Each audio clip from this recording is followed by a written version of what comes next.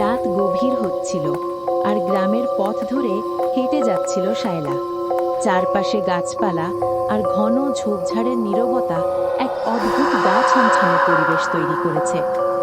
শায়লার একমাত্র সঙ্গী ছিল তার হাতের টর্চের ক্ষীণ আলো, যা শুধু কয়েক ফুট দূরের পথ আলোকিত করছিল। সে তার দাদির বাড়ি থেকে ফিরছিল। দাদি অসুস্থ থাকায় শায়লাকে সেখানেই রাত কাটাতে হয়েছিল, কিন্তু পরের দিন সকালেই তার জরুরি কাজ থাকায় তাকে ফিরতেই হতো।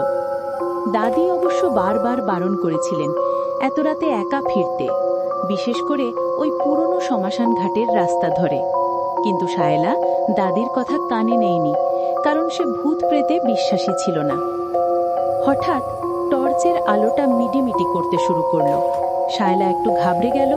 সে টর্চটা ঝাঁকালো, কিন্তু কোনো লাভ হলো না। আলোটা পুরোপুরি নিভে গেল। এখন সে সম্পূর্ণ অন্ধকারে। চারপাশে শুধু ঝিঝি পোকার ডাক আর দূর থেকে ভেসে আসা প্যাঁচার ভৌতিক আওয়াজ। শায়লার বুকের ভিতরটা ধড়ফড় করতে শুরু করলো। সে অনুভব করলো তার পায়ের নিচে মাটি কেমন যেন নরম লাগছে। চারপাশে হাতড়ে দেখল, কোনো পথ খুঁজে পাচ্ছে না। হঠাৎ তার মনে হলো কেউ যেন তাকে অনুসরণ করছে। পেছনে ফিরে তাকালো, কিন্তু ঘন অন্ধকারে কিছুই দেখা গেল না।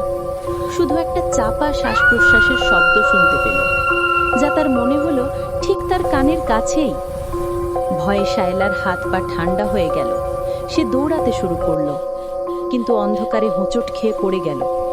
মাটিটা ছিল শীতল আর ভেজা।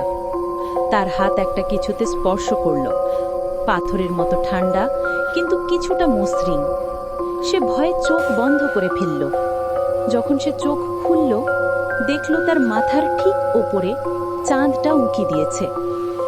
চাঁদের আবছা আলোয় সে দেখতে পেল সে একটা পুরনো কবরের ওপর পড়ে আছে, আর তার হাতটা যে মসৃণ জিনিসটা ছুঁয়েছিল সেটা ছিল একটা সাদা পাথরের সমাধি লেখন। তাতে লেখা আছে, এখানে শান্তিতে ঘুমিয়ে আছে রেখা, যার প্রাণ কেড়ে নিয়েছিল এক রাতের নিস্তব্ধতা। শায়লা আতঙ্কে চিৎকার করে উঠল। সে দেখতে পেল সমাধি লেখন থেকে একটা ছায়ামূর্তি উঠে আসছে তার দিকে হাত বাড়িয়ে। ছায়ামূর্তিটার চোখগুলো ছিল জ্বলন্ত আগুনের মতো, আর তার মুখ থেকে একটা ঠান্ডা বাতাস শায়লার দিকে ধেয়ে আসছিল। শায়লা প্রাণপণে দৌড়াতে লাগলো, পেছনে ফিরে আর তাকালো না।